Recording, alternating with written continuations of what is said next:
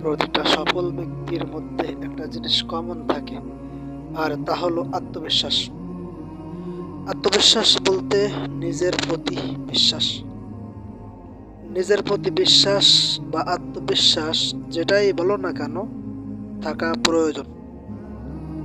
এই আত্মবিশ্বাস থাকাটা প্রয়োজন যদি তুমি সফল হতে চাও।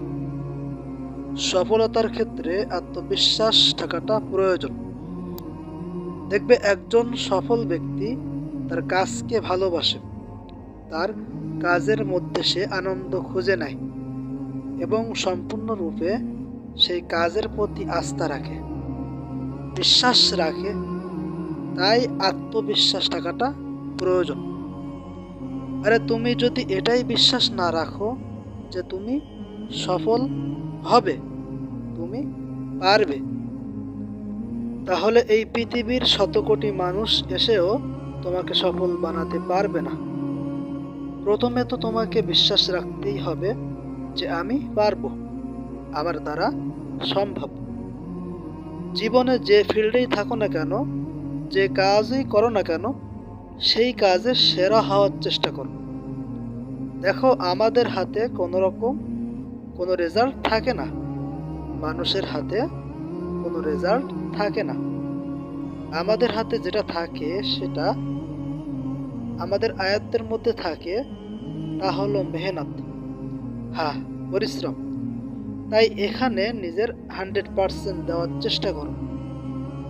আর এই বিশ্বাসটা রাখো যে মেহনত করে ওপরওয়ালা তাদেরকে নিরাশ করে না।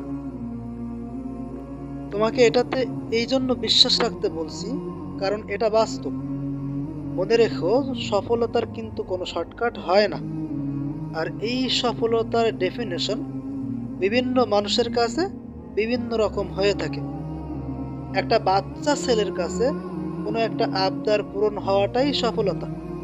আবার একজন মধ্যবিত্ত ছেলের কাছে হয়তোবা কোনো একটা জব পেয়ে যাওয়াটাই সফলতা। আবার অনেকে সফলতাকে এতটা সহজ বানায় না, আর এটাই প্রয়োজন। তুমি তো দুর্বল নও, মনে রেখো তুমি তো অনেক মজবুত। তাই তোমার সফলতা যেন দৃঢ় হয়। মনে রেখো, বিশ্বাস থেকেই সফলতা আসে। এই পৃথিবীতে যারা সফল হয়েছে তারা বিশ্বাস করত যে তারা সফল হবে। তাই তোমাকেও বিশ্বাস করাটা প্রয়োজন।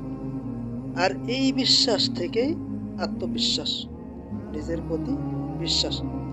তবে মনে রেখো, প্রকৃত সফলতা সেটাই যেটা তোমার বাবা মায়ের মুখে হাসি ফোটাবে। যে